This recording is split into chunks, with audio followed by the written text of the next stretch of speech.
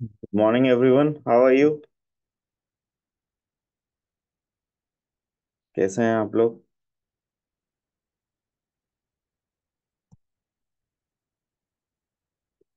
Good morning,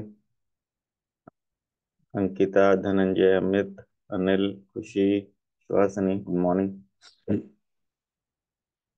बहुत ही important topic चल रहा है हमारा। हमने इकोसिस्टम ऑलमोस्ट कंप्लीट होने के कगार में नहीं, और पैरासाइटिक फूड चेन के बारे में हमने डिस्कशन कर लिया था शायद। नहीं, parasitic food chain, tree, bird और पैरासाइट, राइट।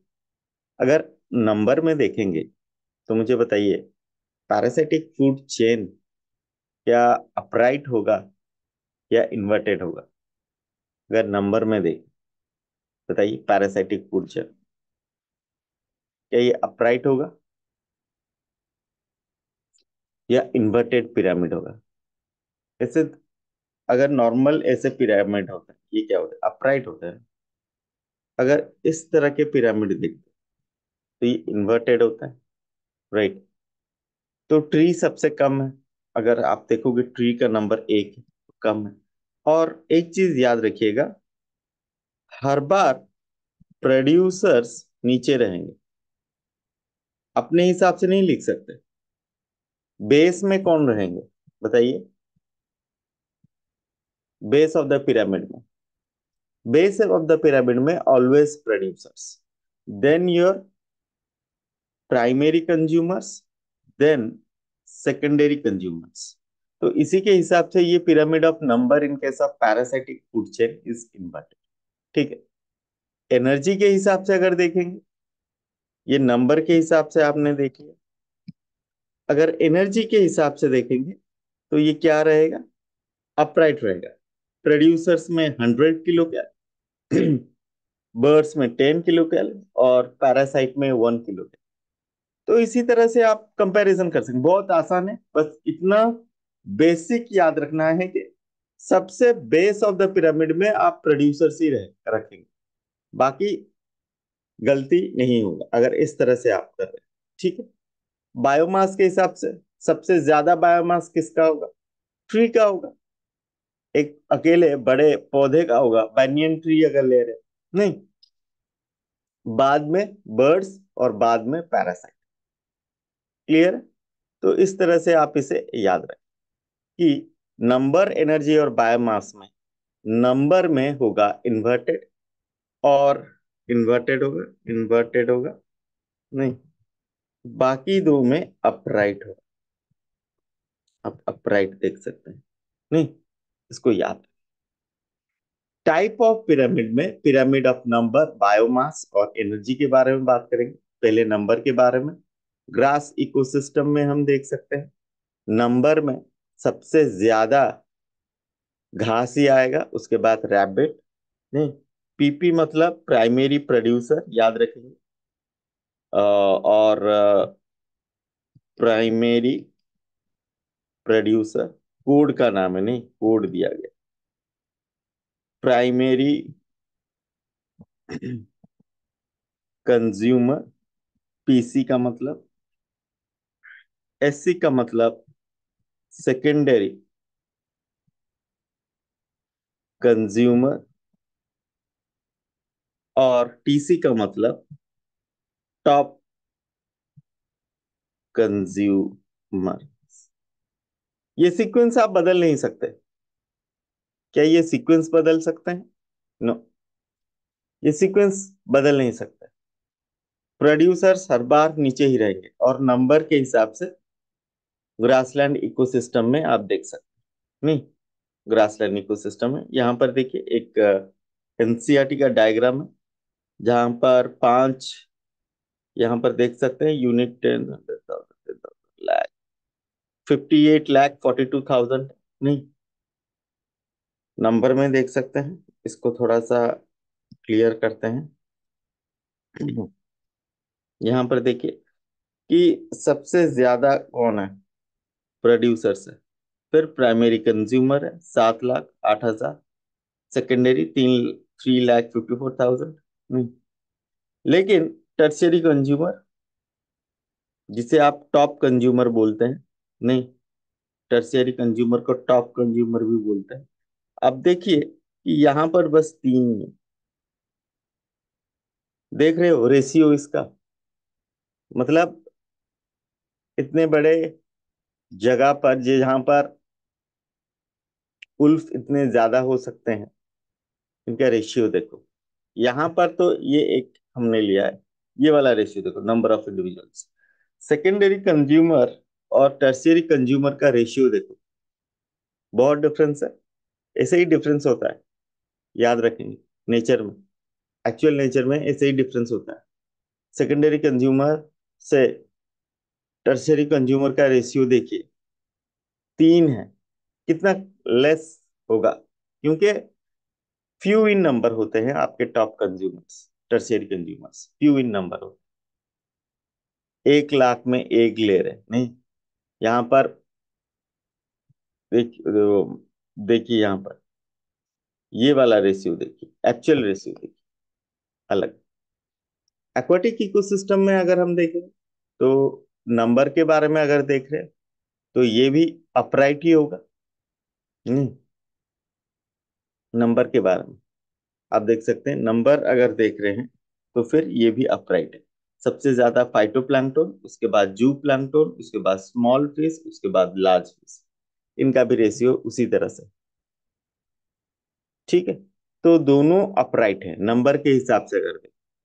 और पैरासाइटिक में नंबर के हिसाब से अगर देखेंगे, मैंने कहा था इन्वर्टेड, देखिए ये इन्वर्टेड है, पहले ही हमने डिस्कशन कर लिया कि पैरासिटिक फूड चेन में नंबर अगर देखेंगे तो इन्वर्टेड, ठीक है। तो तीनों को याद रखेंगे, ठीक है। नंबर के हिसाब से ग्रेजिंग फूड चेन में टेरेस्ट्रियल, एक्वाटिक और ट्री इकोसिस्टम आप देख सकते हैं, ठीक है। और ये भी हो सकता है ट्री इकोसिस्टम, पहले ट्री आ जाएगा, फिर इंसेक्ट आ जाएगा, फिर बर्ड आ जाएगा, फिर लार्ज बर्ड आ जाएगा। तो नंबर के हिसाब से ट्री सबसे कम होगा, इंसेक्ट लेकिन बहुत ज्यादा होगा, नहीं, बर्ड्स उससे कम होगा, और लार्ज बर्ड उससे भी कम होगा। तो इस तरह के पिरामिड भी देख सकते हैं, राइट। प्राइमरी कंज्यूमर जहां टर्शियरी कंज्यूमर और सेकेंडरी कंज्यूमर से क्या होंगे, ज्यादा होंगे, primary consumer is greater than secondary consumer and tertiary consumer, ठीक है। इस तरह के शेप भी देख सकते हैं। क्या ये थोड़ा सा अर्न शेप की तरह दिखाई दे रहा है? क्या ये थोड़ा अर्न शेप की तरह दिखाई दे रहा है? नहीं, यस, हमने अर्न शेप भी देखा था, थोड़ा सा उसी टाइप का लग रहा है, नहीं, उसी टाइप का। फिर भी यहाँ पर प्राइमरी प्रोड्यूसर्स जो हैं, it is less than the primary consumers, याद रखें, ठीक है। टाइप्स ऑफ पिरामिड में हम तीन टाइप में पिरामिड ऑफ बायोमास देखेंगे। ग्रासलैंड इकोसिस्टम में ये देखिए, बायोमास अगर हम देख रहे हैं तो ये देखिए, घास का सबसे ज्यादा होगा, उसके बाद रैबिट, उसके बाद वुल्फ, उसके बाद लायन। ग्रासलैंड इकोसिस्टम में नंबर और बायोमास दोनों ही अपराइट, नंबर और अगर बायोमास दोनों को कंपैरिजन करेंगे, दोनों ही अपराइट ग्रासलैंड इकोसिस्टम, याद रखेंगे, ठीक है। और ड्राई वेट लिया गया है, देख सकते हैं यहाँ पर 809 प्रोड्यूसर्स हैं। प्रोड्यूसर्स का बायोमास 37 किलोग्राम पर मीटर स्क्वायर, 11 किलोग्राम। फिर उसके बाद 1.5 किलोग्राम एक रेशियो लिया जा रहा है ड्राई वेट का, फ्रेश वेट का नहीं, ड्राई वेट। तो ये एनसीईआरटी का जो है, आप थोड़ा सा इसे याद करने की कोशिश करें, ठीक है, नंबर्स जो एनसीईआरटी के दिए गए हैं, ठीक है। ग्रासलैंड इकोसिस्टम, एक्वाटिक इकोसिस्टम में अगर मैं बायोमास लूं तो मुझे बताइए, क्या फाइटोप्लैंक्टन्स के बायोमास कम होंगे प्रोड्यूसर्स के? यस, प्रोड्यूसर्स के कम होंगे, ये इन्वर्टेड होगा। ये देखिए, ट्रॉपिक लेवल 1 2 3 4, 4 ट्रॉपिक लेवल देख सकते हैं। फाइटोप्लैंक्टन, जू plankton, small fish, large fish. Biomass 10 से 100 तक गया है। तो ये इन्वर्टेड है। ये अपराइट नहीं, इन्वर्टेड है। याद रखेंगे, इन्वर्टेड। ठीक है। इस तरह के जो आप देख रहे हैं, फाइटोप्लैंक्टन माइक्रोस्कोपिक होता है, माइक्रोस्कोपिक होता है। तो इनका जो वेट होता है, नहीं, तो बहुत ही कम होता है। नहीं, बहुत ही कम होता है। यहाँ ये वाला आया था ना, एनसीईआरटी का ही आया था, ये वाला। प्रोड्यूसर्स और प्राइमरी कंज्यूमर का रेशियो दिया गया था। नहीं, 4 और वो 21, इस तरह के दिए गए थे, प्रोड्यूसर्स और प्राइमरी कंज्यूमर। क्लियर है? एक्वाटिक इकोसिस्टम या ओशन की। फिर लेक के बारे में अगर बात करें, तो ये देखिए, इनके बायोमास, ये भी इन्वर्टेड ही दिखाई दे रहे, थोड़े से अलग है, थोड़े से अलग है। थोड़े से अलग इसलिए है क्योंकि स्मॉल फिश का जो वेट है वो लार्ज फिश से ज्यादा है।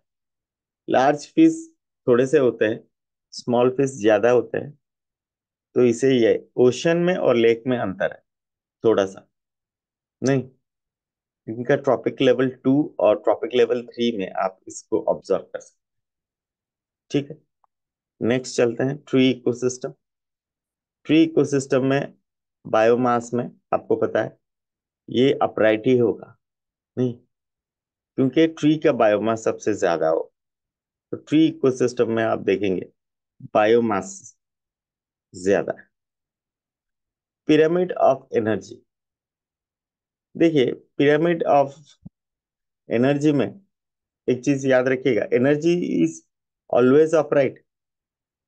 यस, क्या ये ऑलवेज अपराइट है? Yes, pyramid of energy is always upright, ये इन्वर्टेड नहीं होता है। यहां पर देखिए, एनर्जी सबसे ज्यादा प्रोड्यूसर के लेवल में, 10% कम होता जाएगा आपके consumer, tertiary consumer. Tree ecosystem में पैरासाइटिक कह सकते हैं, पैरासाइटिक कह सकते हैं, ट्री इकोसिस्टम में आ सकता है। उसी का तो एग्जांपल लिया था। सारे पैरासाइटिक नहीं होते हैं। क्या सारे पैरासाइटिक होते हैं? सारे ट्री इकोसिस्टम में, एक फॉरेस्ट इकोसिस्टम में नहीं, सारे पैरासाइटिक। अगर आप पैरासाइटिक फूड चेन ले रहे हो, नॉर्मल भी ले सकते हो, पैरासाइटिक भी ले सकते हो, ऐसा कुछ नहीं है कि आपको पैरासाइट ही लेना है।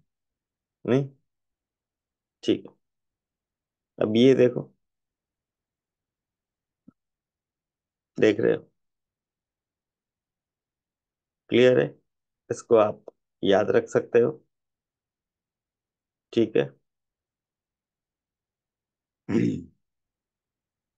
कोई डाउट है यहां पर? ठीक है। Most pyramids are upright but inverted में ट्री का नंबर, एक्वाटिक का बायोमास, ये याद रखिए। इन्वर्टेड कहां पर है? ट्री के नंबर पर है, एक्वाटिक के बायोमास पर। ठीक है। ये दोनों आप यहां पर देख सकते हैं, इकोसिस्टम में इन्वर्टेड है। ठीक है। मोस्ट पिरामिड लेकिन क्या होता है? अपराइट होता है। और ट्री के नंबर, एक्वाटिक के बायोमास इन्वर्टेड होता है। Pyramid of number represents biotic potential, pyramid of biomass standing crop, pyramid of energy productivity. ये तीन चीजें याद रखें। पिरामिड ऑफ नंबर रिप्रेजेंट करता है बायोटिक पोटेंशियल। नहीं, किसको रिप्रेजेंट करता है? Biotic potential. Pyramid of biomass standing crop, नहीं, स्टैंडिंग क्रॉप स्टैंडिंग स्टेट दोनों पढ़े थे। बायोमास ऑर्गेनिक कंटेंट याद कीजिए। Pyramid of energy productivity, energy को हम प्रोडक्टिविटी में देखें। ठीक है। बायोटिक पोटेंशियल क्या है? रिप्रोडक्टिव एबिलिटी, रिप्रोडक्शन के बारे में बात करें, कितना रिप्रोडक्शन कर सकते हैं, राइट। तो तीनों के बारे में अलग है, biomass, standing crop, energy, productivity, और नंबर, बायोटिक पोटेंशियल, कितना रिप्रोडक्शन हो सकता है।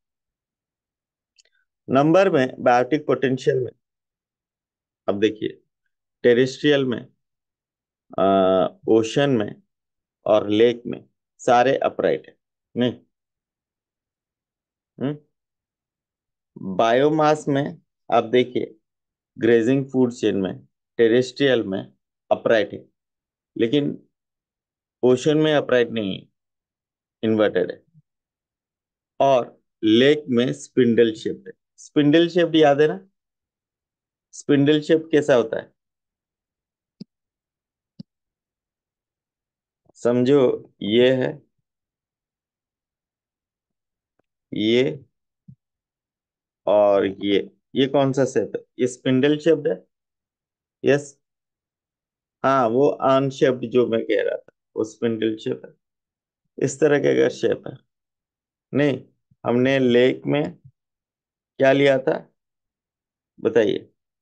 एक तो फाइटोप्लैंक्टन, स्मॉल फिश और लार्ज फिश, स्पिंडल, लेक में, ठीक है।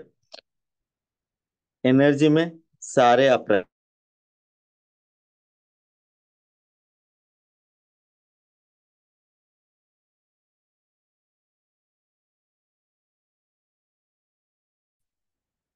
थोड़ा सा अलग देख सकते हैं, नहीं। और पैरासिटिक फूड चेन इन्वर्टेड होता है नंबर में, अपराइट होता है बायोमास में, और एनर्जी में अपराइट होता है। तो तीन, यहाँ पर देखिए, लेक में अगर आपको मिल रहा है, ठीक है। और कहाँ पर इन्वर्टेड मिल रहा है? यहाँ पर इन्वर्टेड ओशन में, बायोमास में, राइट। तो ये चार्ट आपके लिए याद करने के लिए इजी है, नहीं? इस तरह से याद रख लेंगे, ठीक है। Okay. Which of the following represent show pyramid of number in a forest ecosystem? बताइए, फॉरेस्ट इकोसिस्टम में कौन सा है?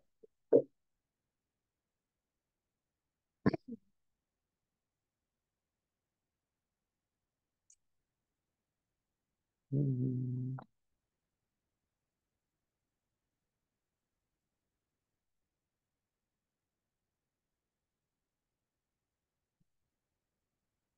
सभी को आंसर देना है।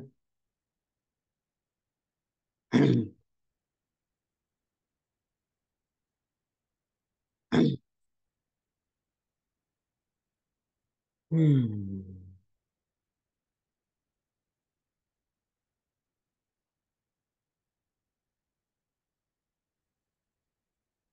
लेकिन याद रखिएगा, ये पिरामिड ऑफ नंबर पूछ रहा है, और एक फॉरेस्ट इकोसिस्टम पूछ रहा है, नहीं, ट्री नहीं, फॉरेस्ट पूछ रहा है।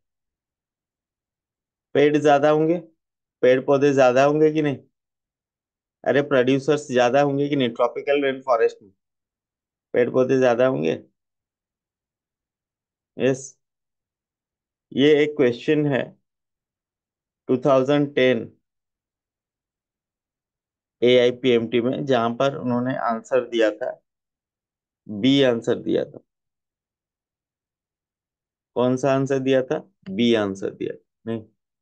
उनके हिसाब से उन्होंने पेड़ पौधे को ज्यादा नंबर में दिया है बाकी सबसे, नहीं। इसे forest ecosystem. The upright pyramid of number is absent in, बताइए, इसमें upright pyramid of number absent है? ग्रासलैंड में ये तो नहीं होगा, अपराइट ही है, नहीं। फॉरेस्ट में, पॉन्ड में, लेक में, हम्म, क्या लेक में होगा, या फॉरेस्ट में होगा? बताइए। क्वेश्चन नंबर 14 देखिए सभी, थोड़ा सा एनालाइज कीजिए, उसके बाद आंसर दीजिए। हम्म।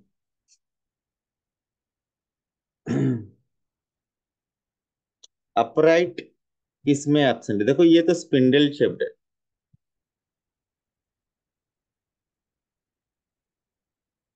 पॉन्ड में तो अपराइट है, ग्रासलैंड में तो अपराइट है, लेकिन ये वाला जो क्वेश्चन था, ये कह रहे हैं कि फॉरेस्ट इज नॉट अपराइट,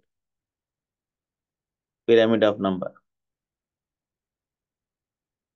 देख रहे हैं? 2010 वाला क्वेश्चन देखिए, और 14 नंबर का क्वेश्चन देखिए। ये है 2012 का क्वेश्चन। क्यों लगता है यहाँ पर? देखा, दोनों कॉन्ट्राडिक्ट कर रहे हैं यहाँ पर। यस। बेटा पॉन्ड और लेक में थोड़ा सा डिफरेंस है। वो स्मॉल और लार्ज फिश का जो नम नंबर के बारे में है। नहीं, स्पिंडल शेप्ड है, ये तो अपराइट है पॉन्ड।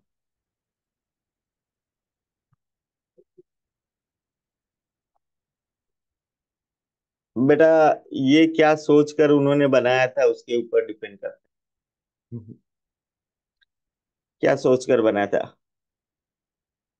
नंबर में तो देखो, नंबर, पिरामिड ऑफ नंबर में उनका एक बार कहना है कि क्या है, अपराइट है। दूसरी बार वो कह रहे हैं क्या है। तो उनका ऐसा चलता रहता है, तो आप व्यस्त ना होना। ऐसे क्वेश्चन आएंगे, और अगर बच जाओगे, अगर छोड़ दोगे तो बच जाओगे, अगर अटेम्प्ट कर लोगे तो देख लेंगे क्या होगा।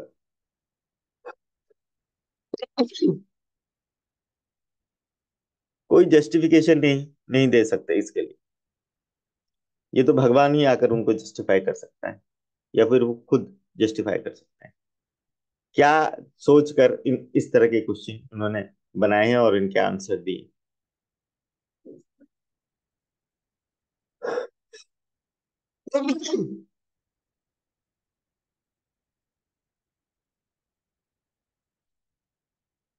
एक फॉरेस्ट में इंसेक्ट का नंबर ज्यादा नहीं हो सकता?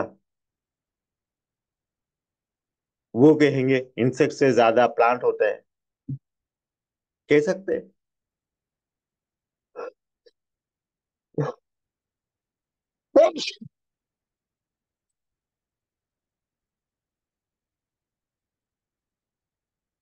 कौन सा फॉरेस्ट ले रहे हैं? ट्रॉपिकल फॉरेस्ट ले रहे हैं, टेम्परेट फॉरेस्ट ले रहे हैं? किसने ट्रॉपिकल फॉरेस्ट सोच कर लिया होगा? किसने टेम्परेट फॉरेस्ट सोच कर लिया होगा? नहीं।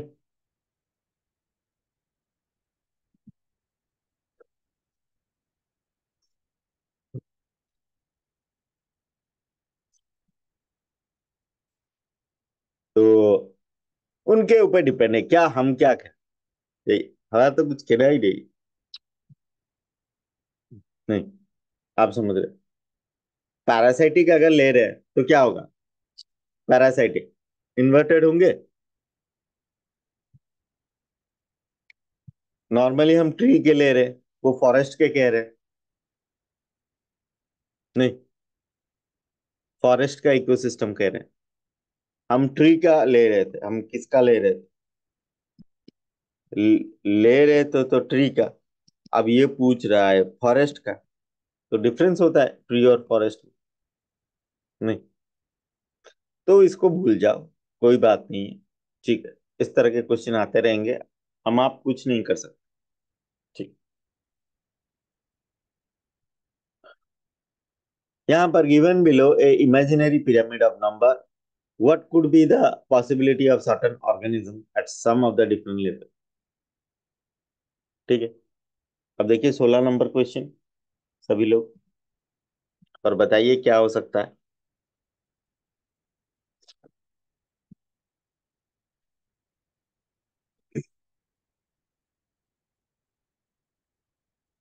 लेवल 1 पे पीपल ट्री है।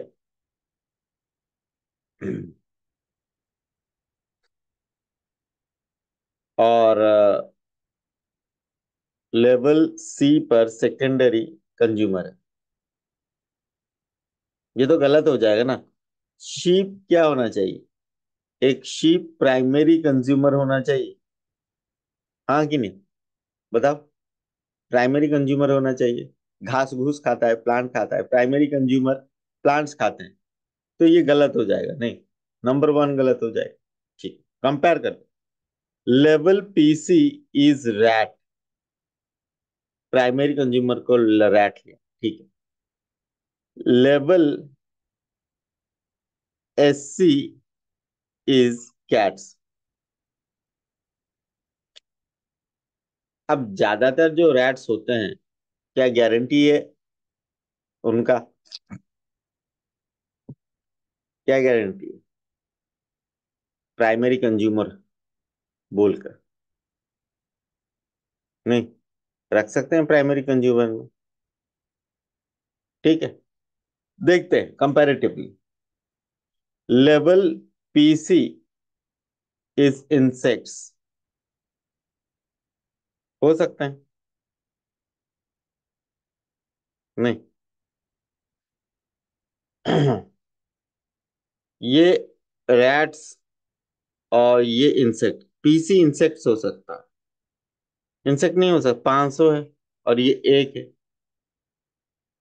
ठीक है।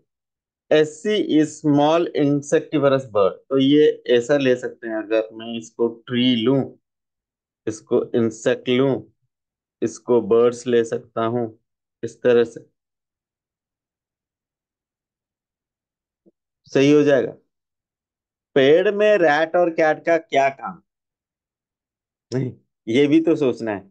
अगर मैं एक पेड़ ले रहा हूं, चूहे और बिल्ली क्या कर रहे हैं वहां पर?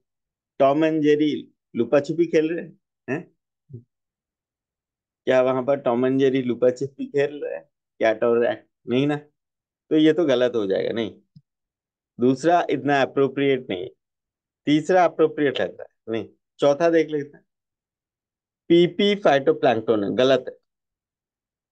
ये नंबर दिया गया है, क्या फाइटोप्लैंक्टन का नंबर एक हो सकता है? नहीं। तो फोर भी गलत हो गया, आंसर हो जाएगा। ठीक है, इसको एनालाइज हम कर सकते हैं, ये सही लग रहा है। क्लियर है? यहाँ पर कोई डाउट है? ठीक है। Which of the following ecological pyramid is generally inverted? Number तो अपराइट होता है, एनर्जी भी अपराइट होता है, ग्रासलैंड में नंबर अपराइट होता है। Pyramid of biomass in forest और pyramid of biomass in sea, तो इन्वर्टेड ये रहेगा।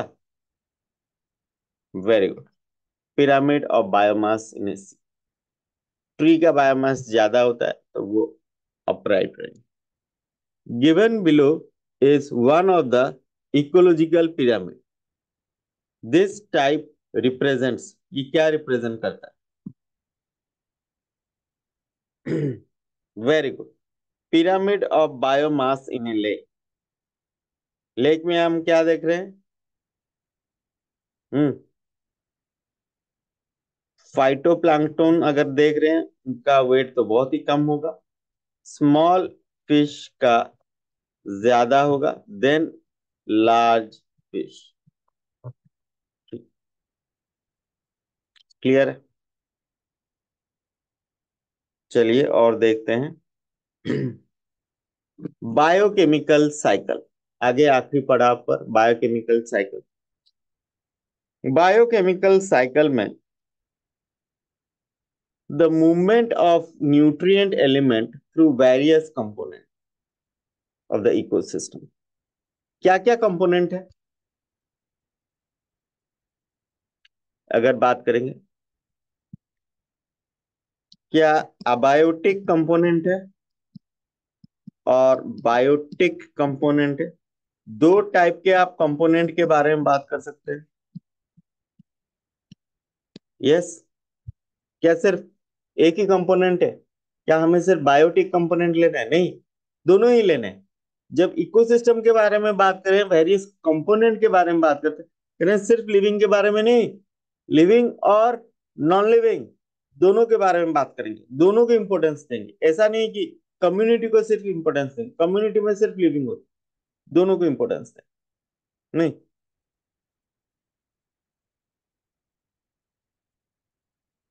बेटा अपराइट का मतलब क्या है? पिरामिड आपने देखा है? हम तो पिरामिड बना रहे थे, अपराइट लग नहीं रहा कि सीधा है, स्ट्रेट है। अरे पिरामिड इस तरह से बिल्ड होता है कि नहीं, या अपराइट इस तरह से बिल्ड होता है? आप पिरामिड का शेप देखो कि नहीं, ट्रायंगल का, पिरामिड का। अगर मैं उसको उल्टा कर दूं, हैं, कभी इस तरह के देखे हैं?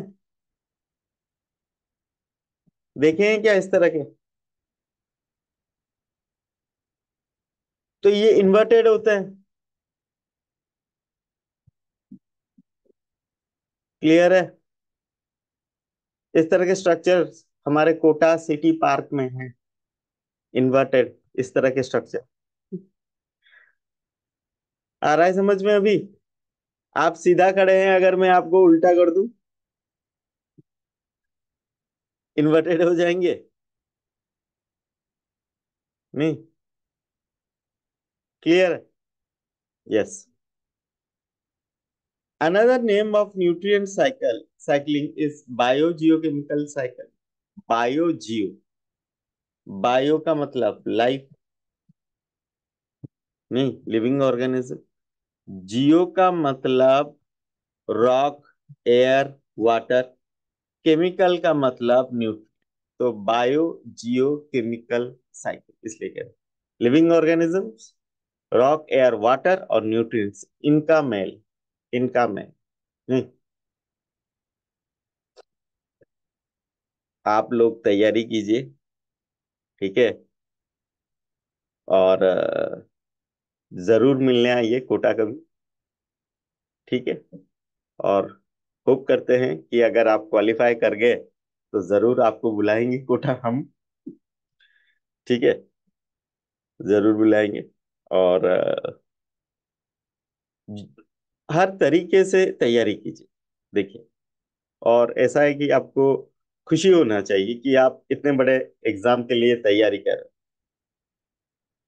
ठीक है? इतने बड़े एंट्रेंस के लिए आप प्रिपेयर कर रहे हैं, सही मन से प्रिपरेशन करेंगे। और मैं गारंटी देता हूँ, ठीक है, गारंटी देता हूँ, अगर प्रिपरेशन सही रहा ना तो निकल जाए, अच्छे नंबर से निकल जाए। मैं तो कहता हूँ प्रिपरेशन अगर सही रहा। और यहाँ पर दो टाइप के साइकिल देखेंगे, एक गैसियस साइकिल, एक सेडिमेंटरी साइकिल, ठीक है? हम्म, जरूर जरूर, जरूर आपको पार्टी मिलेगा। गैसियस साइकिल और सेडिमेंटरी साइकिल। गैसियस साइकिल में carbon cycle, nitrogen cycle, hydrogen cycle, oxygen cycle, यहाँ पर कार्बन, नाइट्रोजन, हाइड्रोजन, ऑक्सीजन, चार साइकिल आप यहाँ पर। हम्म, इनका रिजर्वर कहाँ पर है? Atmosphere, hydrosphere. मतलब एटमोस्फियर जो एयर है हमारा, हाइड्रोस्फियर जो हमारा वाटर, इनमें कार्बन है। देखिए एटमॉस्फेयर में आपके नाइट्रोजन सबसे ज्यादा है, नहीं? नाइट्रोजन, ऑक्सीजन, नहीं, नाइट्रोजन ऑक्सीजन ज्यादा है। हाइड्रोस्फीयर में हाइड्रोजन, वाटर है ना, H2O, H, नहीं। अगर हम लिथोस्फीयर कहेंगे, लिथोस्फीयर क्या होता है? लैंड होता है ना, जिसे अर्थ क्रस्ट भी कहते हैं। इनमें फास्फोरस, सल्फर और कैल्शियम ज्यादा डिपोजिट। ये सेडिमेंटरी क्यों कहते हैं? क्योंकि अर्थ क्रॉस से आ रहा है, इस सेडिमेंट, नहीं, अर्थ क्रॉस से आ रहा है। फास्फोरस, सल्फर, कैल्शियम अर्थ क्रॉस से आ रहा है, इसलिए सेडिमेंटरी है। गैसियस अगर एटमॉस्फेयर या हाइड्रोस्फीयर से आ रहा है तो वो हो जाएगा आपका गैसियस। तो बायोजियोकेमिकल साइकिल के बारे में थोड़ा सा याद रखिए कि गैसियस कौन सा है, सेडिमेंटरी कौन सा है, ये एग्जाम में पूछ सकता है। अब यहां पर देखो कार्बन साइकिल दिया गया है। अब यहां पर आप देख सकते हैं कि एटमॉस्फेयर में आप देखिए 1% ऑफ कार्बन डाइऑक्साइड होता है, नहीं, ठीक है। हम साइकिल को ओवरलुक करके जाएंगे,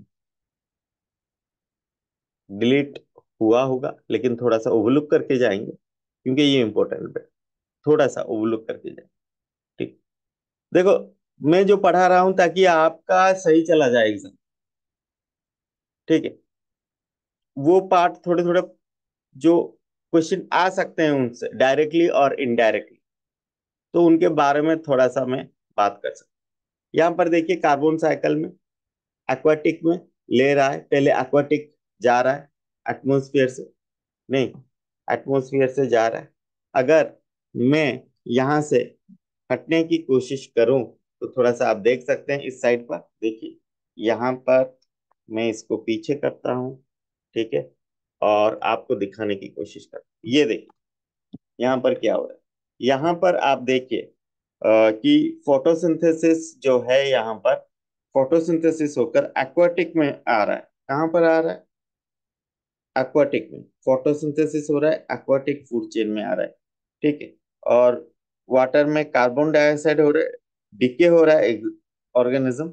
और यहाँ पर डिके होने के बाद क्या, यहाँ पर कैलकैरियस आप देख सकते हैं, कैलकैरियस मतलब यहाँ पर कैलकैरियस की तरह क्या होता है, स्टोर होता है। दिखाई दे रहा है आपको? यस। अगर मैं उसको पूरा हटाऊं और यहाँ पर आप देखिए, यहाँ पर वो क्या हो रहा है कि यहाँ पर देख सकते हैं कि कैलकैरियस, देखिए वहां पर कैलकैरियस देख सकते हैं आप कैलकैरियस को। तो कैल्शियम डिपोजिशन होता है क्या वहां पर? यस, कैल्शियम डिपोजिशन होता है, कैल्शियम डिपोजिशन होता है। अगर हम बात करें फिर क्या हो रहा है, प्लैंक्टोन्स रेस्पिरेशन में भी क्या कर रहे हैं, एटमॉस्फेयर को ट्रांसफर कर रहे हैं, कैल्शियम रेस्पिरेशन हो रहा है और वो एटमॉस्फेयर को ट्रांसफर कर रहे हैं। दोनों चीज हो सकता है, आइदर वो फोटोसिंथेसिस कर रहे हैं, ऑर्गेनिज्म के बॉडी में बायोमास है। अच्छा, आपको पता होगा जो शेल वाले होते हैं, जो शेल वाले होते हैं, नहीं होते हैं कि नहीं, मॉलुस्क, मॉलुस्क सेल वाले होते हैं। उनका जो शेल होता है कैल्शियम कार्बोनेट से होता है, तो डिपोजिशन भी होता है और रेस्पिरेशन में भी होता है। तो कार्बन डाइऑक्साइड देखिए यहाँ पर क्या हो रहा है, एक्सचेंज हो रहा है। अब यहाँ पर आप देख सकते हैं जो 1% कार्बन डाइऑक्साइड है, फोटोसिंथेसिस जब हो रहा है तो क्या आ रहा है, टेरेस्ट्रियल को आ रहा है, टेरेस्ट्रियल फूड चेन को आ रहा है। आप देख सकते हैं टेरेस्ट्रियल फूड चेन को आ रहा है। अब ये जो टेरेस्ट्रियल फूड चेन को यहाँ पर आ रहा है, अगर आप देख सकते हैं, ठीक है, 1% से फोटोसिंथेसिस हो रहा है, टेरेस्ट्रियल फूड चेन को आ रहा है और रेस्पिरेशन से फिर से वापस जा रहा है। लेकिन प्लांट प्लांट में जो बायोमास है, नहीं, उसमें से थोड़ा वो ट्रांसफर हो जाएगा किसको, काव को। काव, काव प्लांट्स खाता है, समझो काव प्लांट्स खाते हैं, घास फूस खाता है। अब क्या होगा, अब रेस्पिरेशन होगा, रेस्पिरेशन होगा, रेस्पिरेशन भी हो सकता है काव से, ये चला जाएगा एटमोस्फियर को। लेकिन काव और प्लांट जब मर जाएंगे, नहीं, काव और प्लांट जब मर जाएंगे वो डेट्रिटस हो जाएगा, डेट्रिटस, डेट्रिटस, ठीक है, डेट्रिटस हो जाएगा। नेक्स्ट यहाँ पर आप देखिए कोल से, कंबशन ऑफ फॉसिल फ्यूल से जा रहा है, कोल बर्न कर रहे हैं। हमारा थर्मल इलेक्ट्रिसिटी प्लांट होते हैं, थर्मल प्लांट होते हैं जहां पर कोल बर्न करके, कोल बर्न करके क्या किया जाता है थर्मल प्लांट में, थर्मल प्लांट में कोल बर्न करके आपका प्रोड्यूस होता है ना कार्बन डाइऑक्साइड, होता है कि नहीं? यस, कोल बर्न करके कार्बन डाइऑक्साइड प्रोड्यूस होता है। आप बर्निंग फॉरेस्ट, फॉरेस्ट जल गया तो क्या होगा, यहां पर भी कार्बन डाइऑक्साइड जा रहा है। तो ये आप देख सकते हैं ये कार्बन साइकिल कैसे जा रहा है। अब यहां पर देखिए लाइमस्टोन और डोलामाइट के डिपोजिशन है, डिपोजिशन, क्या इन्हीं में ही सबसे ज्यादा कार्बन डाइऑक्साइड हाई होंगे? बताइए। Deposition of limestone and dolomite, yes, ये डोलोमाइट, ये जो डिपोजिशन है इनमें ज्यादा होंगे। नहीं, क्या होंगे आपके? Reserve carbon dioxide, reserve carbon dioxide, yes, these are reserved carbon dioxide. Next we are going to study about the phosphorus cycle. अब phosphorus cycle के बारे में जब भी हम बात करें तो यहाँ पर देखिए, यहाँ पर हम बात कर रहे हैं movement through food chain.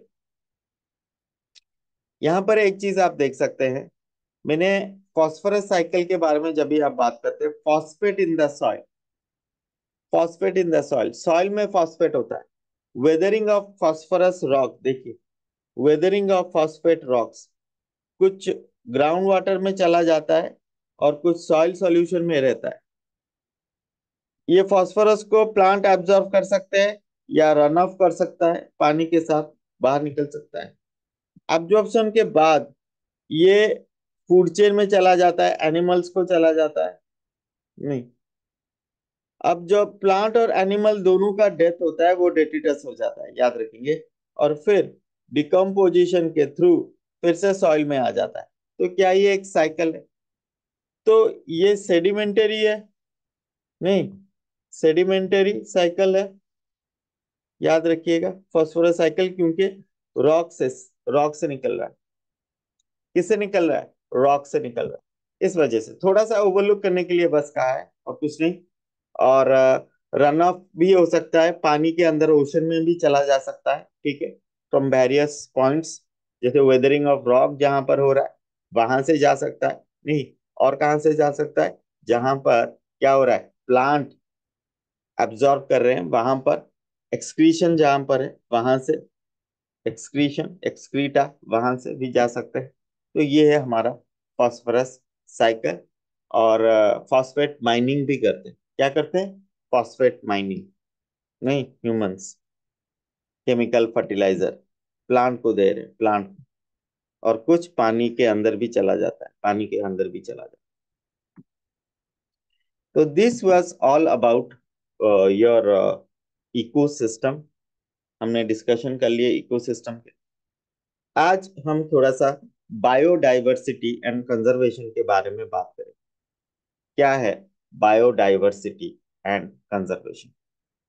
Biodiversity and conservation में अगर हमारा बात चल रहा है यहाँ पर, ये popularized by the sociobiologist Edward Wilson. कौन है एडवर्ड विल्सन, बताइए।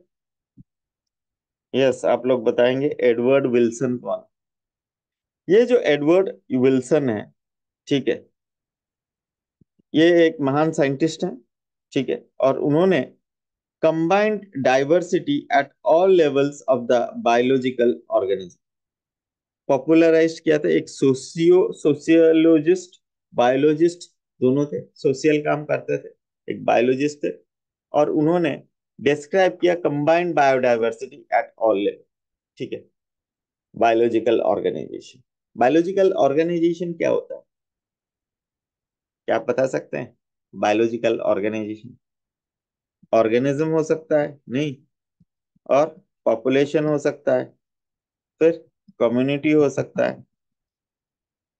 नहीं, ये बायोलॉजिकल ऑर्गेनाइजेशन तो है, कम्युनिटी से क्या हो सकता है? इकोसिस्टम, इकोसिस्टम से बायोम, बायोम से बायोस्फीयर, बायोस्फीयर। तो ये बायोलॉजिकल ऑर्गेनाइजेशन एक टाइप का है कि नहीं, बायोलॉजिकल ऑर्गेनाइजेशन?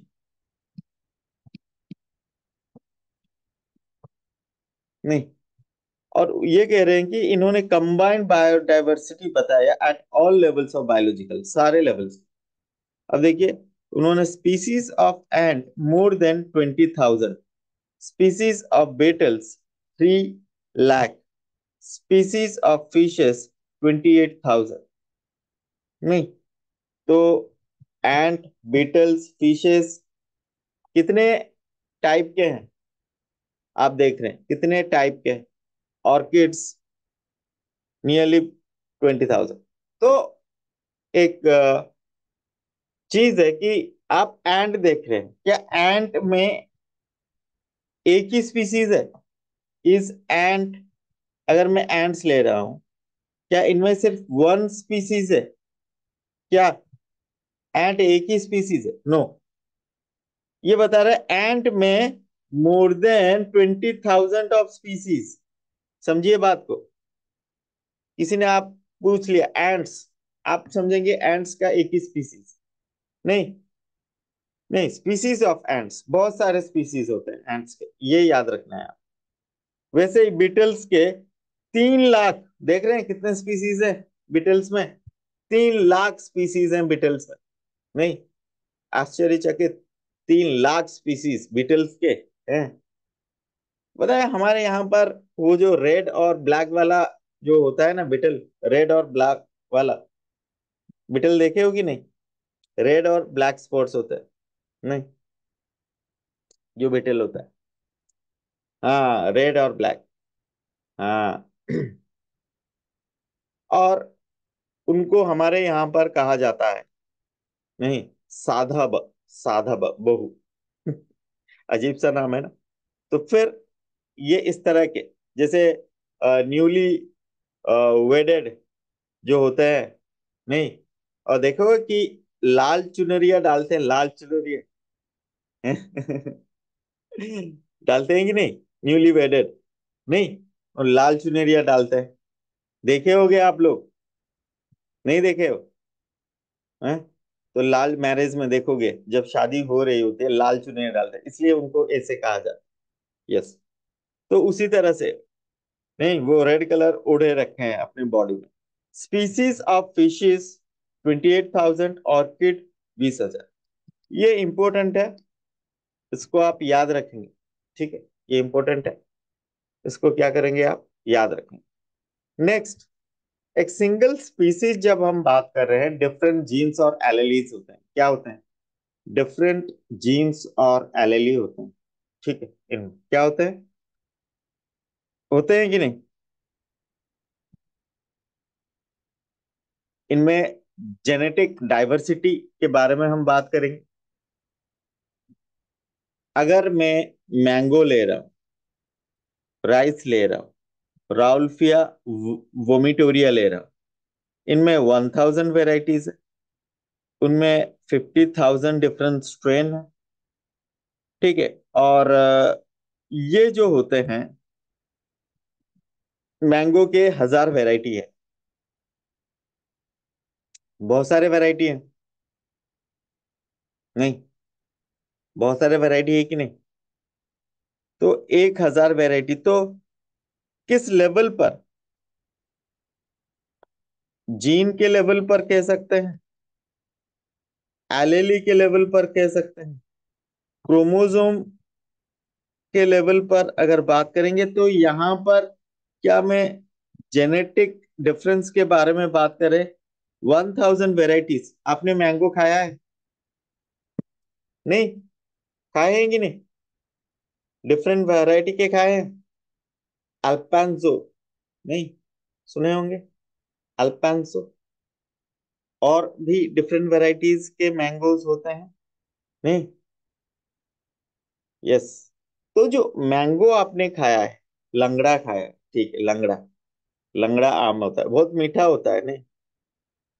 हाँ, मालदा खाया है, मालदा। यस, लंगड़ा आम। तो आम आपके हिमसागर भी खाया होगा। यस। तो बहुत वैरायटी के आम होते हैं। क्या सब में दशहरी मैंगो खाए हैं? यस, दशहरी, मैंने भी खाया, दशहरी मैंगो भी खाया। यस।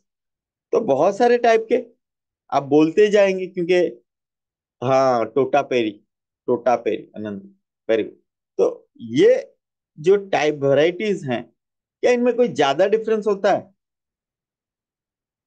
मैंगी फेरा जेनस को ही तो बिलोंग करेंगे, जेनस सेम रहेगा, नहीं, स्पीसीज सेम रहेगा, लेकिन वेराइटीज क्या होता है?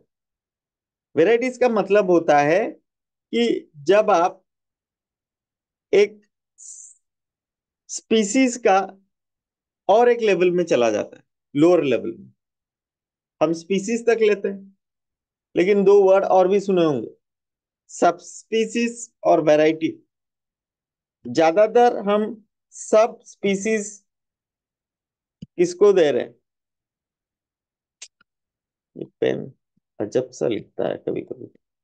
पर सब स्पीसीज किसे हम दे रहे हैं? एनिमल्स में कहते हैं? नहीं। यस। डॉग क्या है? कॉमन एग्जांपल दे रहा हूं, डॉग क्या है? बताएंगे डॉग क्या होता है? कैनिस फैमिलियरिस। नहीं, सारे डॉग कैनिस फैमिलियरिस स्पीसीज ही होते हैं, याद रखिएगा।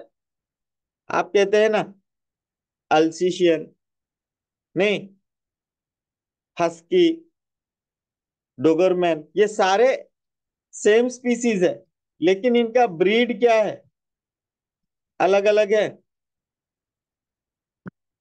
Labrador, pomeranian, very good. Pug. आप समझ रहे हैं, स्पीसीज सेम है लेकिन ब्रीड अलग है। तो ब्रीड में थोड़ा सा डिफरेंस तो होता ही होगा, क्योंकि आप क्या कर रहे हैं? चेंजेस ला रहे हैं। इंटरब्रीड जब करते हैं ना डिफरेंट वेराइटीज को, ब्रीड्स को, तो नए ब्रीड्स भी निकलते हैं। पॉसिबल कैसे हुआ? सेम स्पीसीज अगर ना होंगे, क्या ये पॉसिबल होगा? सेम स्पीसीज अगर नहीं होंगे, क्या ये पॉसिबल होगा? नहीं होगा। सेम स्पीसीज में हो रहे हैं। वैसे भी मैंगो के वैरायटीज इतने कैसे ज्यादा हुए? स्पीसीज तो सेम होंगे ना, लेकिन वैरायटीज ज्यादा है। इसका मतलब थोड़ा सा जेनेटिक बदलाव किया गया है। नहीं, जब इंटरब्रीड करते हैं, नहीं, क्रॉस ब्रीड बनाया जाता है। राइस के भी 50,000 बहुत वैरायटीज है राइस के। इंडिया तो एक हब है जहां पर क्या है, इंटरनेशनल अर्ली राइस रिसर्च चलता है हमारा। इंडिया में बहुत वैरायटीज निकाले गए राइस का। ठीक है। तो रॉल्फिया वोमिटोरिया ये एक केमिकल रेजरपाइन क्या करता है? प्रोड्यूस करता है, लेकिन active chemical reserpine varies at different Himalayan range.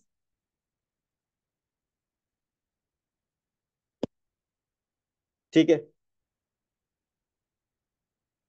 तो फिर ये याद रखेंगे कि मैं, ठीक है कोई इश्यू नहीं, मैं खड़ा हूं। खड़े होकर भी मजा आता है पढ़ाने में। हाँ, सुनो, तो मैं क्या कह रहा था कि ये बात है कि अगर हिमालय एक बहुत ही स्ट्रेच में है, बताइए, आप नेपाल से लेकर चले जाइए, आप टॉप ऑफ द हमारा जो इंडिया का मैप है, अगर आप चले जाए तो हिमालयन रेंजेस ही तो है उस साइड। नहीं, अरे पहाड़ ही पहाड़ है उस साइड पर, नेपाल उस साइड पर पूरा रेंजेस है, हिमालयन रेंजेस रेंजेस है।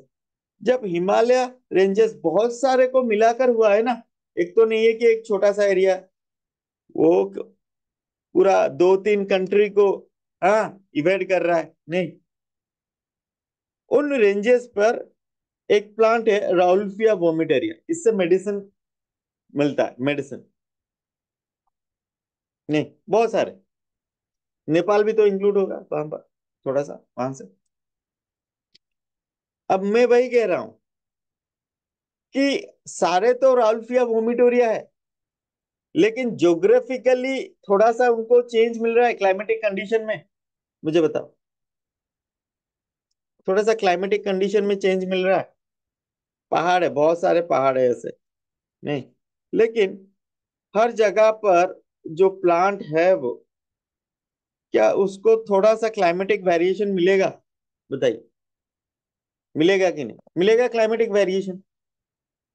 क्लाइमेटिक वेरिएशन के वजह से, कोई भी वेरिएशन हो, ठीक है, और भी फैक्टर्स होते हैं, तो क्या इनका जो एक्टिविटी है, रेजर प्राइम का इफेक्ट है, क्या वो चेंज आएगा उनमें? Yes, potency of the chemical में चेंज आएगा। तो ये कैसे हो रहा है? क्या जीन के लेवल पर हो रहा है, जेनेटिक के लेवल पर? थोड़ा सा बदलाव हो रहा है, अफेक्टेड हो रहे हैं। Yes, that's why genetic diversity. समझ में आ गया जेनेटिक डाइवर्सिटी। फिर आ जाता है species diversity. A single community, लेकिन different species, single community. Western Ghat have greater amphibians diversity than eastern Ghat. Western Ghat के बारे में अगर हम बात करें, दो तरह के तो घाट आप देख सकते हैं, एक तो वेस्टर्न घाट और एक ईस्टर्न घाट। मुझे बताइए, ज्यादा स्पीसीज किस साइड में होते हैं, वेस्टर्न घाट में या ईस्टर्न घाट में? बताइए, वेस्टर्न घाट में या ईस्टर्न घाट में ज्यादा? हम्म, याद रखेंगे जो वेस्टर्न घाट होते हैं, ठीक है, यहां पर एम्फीबियन क्यों ज्यादा होता है? क्या वेस्टर्न घाट में रेनफॉल और उस एरिया में वाटर बॉडीज ज्यादा होते हैं? सिंपल सा लॉजिक लगाइए, एम्फीबियंस को क्या चाहिए? ये लैंड और वाटर चाहिए, वाटर में ब्रीड करते हैं। अब मुझे बताइए, तो फिर वाटर कहां पर ज्यादा होगा, वेस्टर्न घाट में या ईस्टर्न घाट? और वेस्टर्न घाट कौन सा स्टेट है? ये इंडियन पेनिनसुला क्या कहा जाता है? नहीं, इंडियन पेनिनसुला कहा जाता है, जिसमें कौन से स्टेट्स आते हैं? गुजरात, महाराष्ट्र,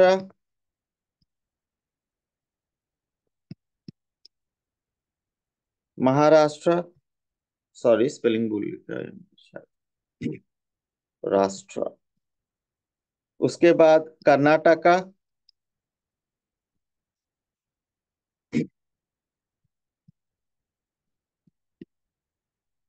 केरला, तमिलनाडु।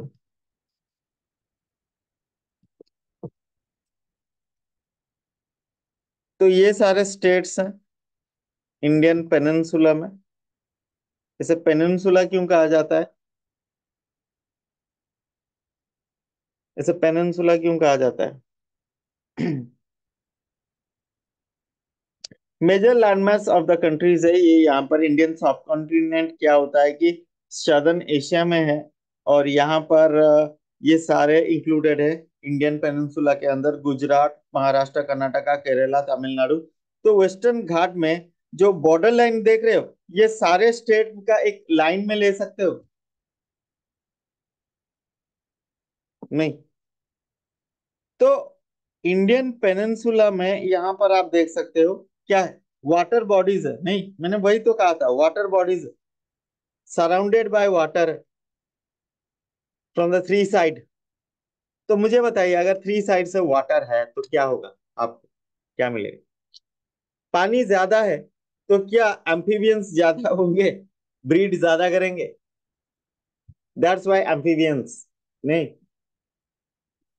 ज्यादा है यहाँ पर। क्लियर है? Than the eastern Ghat, than the eastern Ghat. ज्यादा ईस्टर्न घाट के बारे में नहीं बताऊंगा, मैं बस समझा रहा था कि ईस्टर्न घाट से पानी ज्यादा है यहाँ पर। सिंगल लैंडस्केप इकोलॉजिकल डाइवर्सिटी में, डाइवर्सिटी देख, इकोलॉजिकल लेवल पर देख, डिफरेंट इकोसिस्टम होता है कि नहीं? एक सिंगल लैंडस्केप में डिफरेंट इकोसिस्टम होता है। यस, एक लैंड ले लीजिए, कोई भी लैंड, नहीं, डिफरेंट लैंडस्केप होता है, इसका मतलब डिफरेंट इकोसिस्टम होता है। फॉरेस्ट हो सकता है, नहीं, क्या हो सकता है? सराउंडेड बाय वाटर होते हैं बेटा, अविनाश वही तो कह रहे हैं। These are the areas which is surrounded by water, इसलिए इसमें पेनिनसुला कहा जाता है, जो सराउंडेड बाय वाटर होता है। अब मुझे बताइए, एक सिंगल लैंडस्केप जैसे इंडिया में, आपको अगर मैं इंडिया और नॉर्वे में कंपैरिजन कर रहा हूं, तो इंडिया में फॉरेस्ट होगा, बताइए, डेजर्ट भी है। अरे बताते रहिए, थोड़ा सा नहीं बताएंगे तो मैं कैसे बोलूंगा। आपको फॉरेस्ट इकोसिस्टम मिल जाएगा, डेजर्ट इकोसिस्टम मिल जाएगा, और बताइए क्या क्या इकोसिस्टम आपको मिल जाएंगे यहाँ पर। यस, कोरल रीफ मिल जाएंगे, वेटलैंड, मैंग्रोव, रेन फॉरेस्ट, ये सारे मिल जाएंगे। नॉरू नॉर्वे में क्या इतना टाइप के इकोसिस्टम है? इंडिया एक लैंडस्केप है, नॉर्वे एक लैंडस्केप है, लेकिन नॉर्वे में क्या इतना ज्यादा इकोसिस्टम है? क्यों नहीं है? स्कैंडिनेवियन कंट्री, ये कोल्ड रीजन होते हैं, बर्फीला जगह है। क्या ये बर्फीले जगह होते हैं, कोल्ड रीजन होते हैं? नहीं। नॉर्वे, रशिया, नहीं। क्या होता है ये स्कैंडिनेवियन कंट्रीज, जहां पर कोल्ड एरियाज होते हैं, बर्फ से ढके होते हैं, तो क्या इनमें ज्यादा कुछ हो सकता है? ज्यादा इकोसिस्टम अगर थ्रू आउट, थ्रू आउट, नहीं, क्या रहेगा, बर्फ से ढका रहेगा थ्रू आउट, वो बर्फ से ढके रहते हैं ज्यादातर। तो इस वजह से बहुत ही कोल्ड टेम्परेचर होता है, तो वहां पर सारे इकोसिस्टम नहीं मिलते। तो इकोलॉजिकल डाइवर्सिटी क्या सेम है सारे लैंडस्केप में? क्या सारे लैंडस्केप में सेम है? नो, सारे लैंडस्केप में सेम नहीं, याद रखें, सारे लैंडस्केप में सेम नहीं। ठीक है, तो फेवरेबल नहीं, इंडिया एक ट्रॉपिकल में जाता है, सब ट्रॉपिकल ट्रॉपिकल में जाता है, और नॉर्वे किस रीजन में जाता है? पोलर रीजन में, पोल की तरफ होता है। अरे पोलर एरियाज होते हैं, पोलर के रीजन होते हैं, पोल के एरिया होते हैं। यस, पोलर रीजन होता है, तो वो बर्फ से ढके होते हैं। और यहाँ पर स्पीसीज डाइवर्सिटी कहां पर ज्यादा होगा? इकोलॉजिकल डाइवर्सिटी, तो इंडिया में इकोलॉजिकल डाइवर्सिटी ज्यादा होगा, डाइवर्सिटी, स्पीसीज डाइवर्सिटी, यस, इसमें हाई होगा then that of the norm. ठीक है, तो हमने तीन लेवल पर हमने डाइवर्सिटी को क्लासिफाई किया। ठीक है, तीन लेवल पर, इसे याद रखेंगे हम। फिर species on earth, international union है एक, conservation of nature and natural resources. IUCN क्या है? International union of conservation of nature and natural resources है। इन्होंने कहा more than 1.5 million species describe, describe हुए 2004 में। याद रखिएगा, अभी तो 2024 है, नहीं, 20 साल हो गए हैं, तो फिर डिस्क्रिप्शन बढ़ गया होगा, लेकिन जो दिया गया है डाटा उसी से हमें चलाना पड़ेगा। अभी 2004 के डाटा ही याद रखेंगे। 1.5 मिलियन स्पीसीज डिस्क्राइब्ड है। No clear idea how many species are yet to be discovered and describe, हमें अभी पता नहीं है जो कितने और डिस्कवर होने हैं उन्हें, और कितनों को हम डिस्क्राइब कर सकते हैं। ठीक है, अब सम एक्सट्रीम एस्टिमेट किया गया कि 20 to 50 मिलियन हो, एक्सट्रीम एस्टिमेट, लेकिन जो रॉबर्ट मे थे उन्होंने 7 मिलियन का, कि ग्लोबल स्पीसीज डाइवर्सिटी 7 मिलियन है। It seems to be more conservative and scientific. 20 से 50 मिलियन रेंज कह रहे थे। टाइप्स ऑफ स्पीसीज, बेटा ये कहा जा रहा है कि ये टाइप्स के बारे में बात करें कि 20 से 50 मिलियन होंगे, लेकिन रॉबर्ट मे ने कहा कि ये थोड़ा सा अनरियलिस्टिक स्केल है।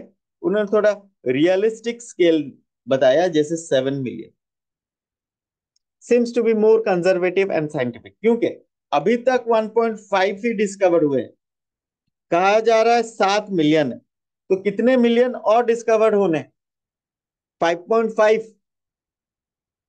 यस, 5.5, 1.5 मिलियन हम डिस्क्राइब कर, और 5.5 नहीं, तो इस वजह से हम कह रहे हैं कि मोर रियलिस्टिक क्या हो सकता है, मोर रियलिस्टिक नहीं।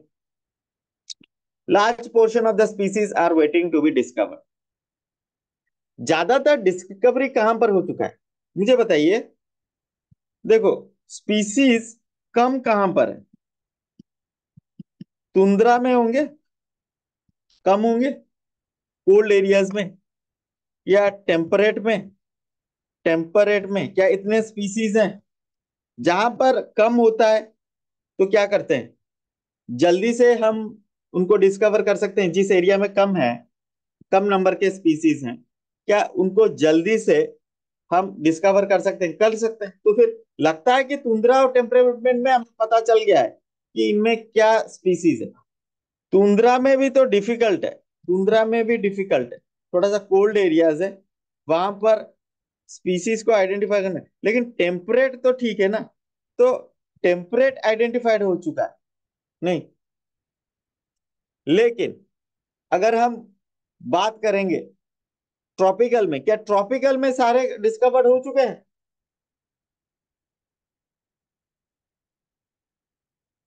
हाँ, ट्रॉपिकल में सारे डिस्कवर नहीं हो। ट्रॉपिकल रेन फॉरेस्ट, घना जंगल, पता है सारे स्पीसीज आप ट्रॉपिकल रेन फॉरेस्ट में अभी तक डिस्क्राइब नहीं हुए। इतने घने जंगल है, ठीक है, बहुत ही मुश्किल काम है वो, ठीक है। तो यहाँ पर देखिए, ऑर्गेनिज्म हम यहाँ पर ले रखे हैं। ऑर्गेनिज्म में 70% एनिमल्स में हमने वर्टिब्रेट्स और इनवर्टिब्रेट्स को इंक्लूड किया है। प्लांट में स्पीसीज डाइवर्सिटी 22% है। देखिए, अगर हम प्लांट्स के बारे में बात करेंगे तो सिर्फ 22% है। एनिमल्स में कितने हैं? 70% एनिमल्स में। तो ये चीज हमें ध्यान रखना होगा कि जो वर्टिब्रेट्स और इनवर्टिब्रेट्स यहाँ पर हम देख रहे हैं, क्या देख रहे हैं? वर्टिब्रेट्स और इनवर्टिब्रेट्स देख रहे हैं। यहाँ पर आप डिस्ट्रीब्यूशन देखिए, ठीक है। ज्यादातर एनिमल्स, अच्छा, इनवर्टिब्रेट्स ज्यादा होंगे या वर्टिब्रेट्स ज्यादा होंगे? सबसे ज्यादा कौन होगा? अगर मैं वर्टिब्रेट्स और इनवर्टिब्रेट्स को कंपैरिजन करूंगा तो ज्यादा कौन होगा? इनवर्टिब्रेट्स। ऐसा क्यों? क्योंकि सबसे इंसेक्ट्स ज्यादा हैं। अरे सबसे इंसेक्ट्स ज्यादा हैं, सबसे ज्यादा कौन?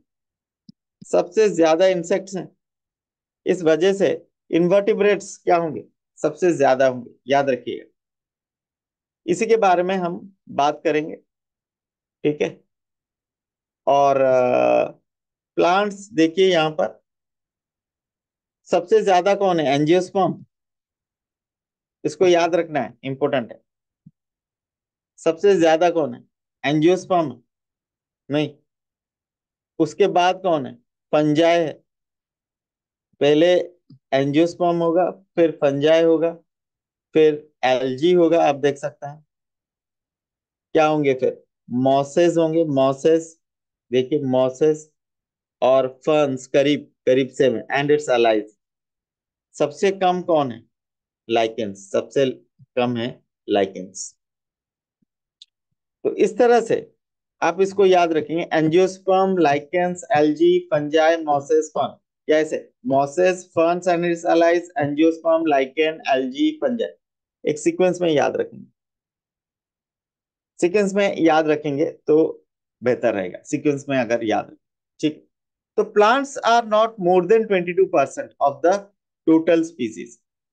22% से ज्यादा है, not more than 22% of the total species, ठीक है।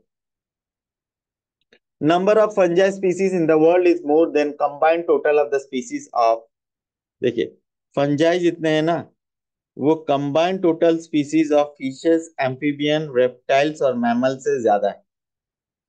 सिर्फ फंजाई में जितने हैं।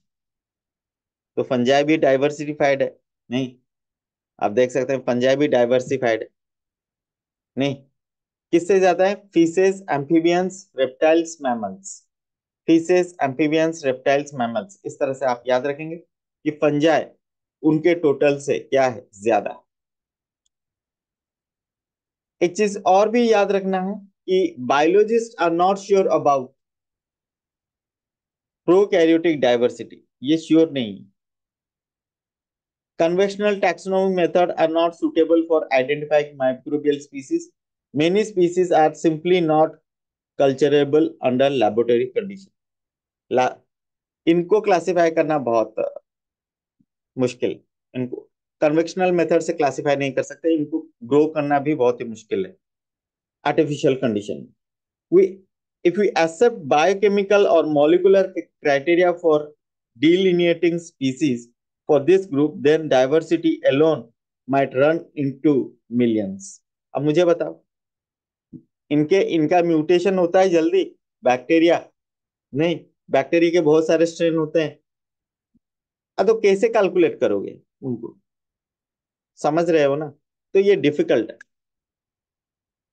तो यहां तक का आज रहते हैं, कल इसे और डिस्कशन करेंगे और बायोडाइवर्सिटी कंटिन्यू करेंगे। थैंक यू एवरीवन, क्वेश्चंस भी डिस्कशन करेंगे कल। Thank you everyone, bye. Thank you, bye. Pihu, Avinash, Dhananjay, Pratyusha, bye. Bye Anil, bye Amit.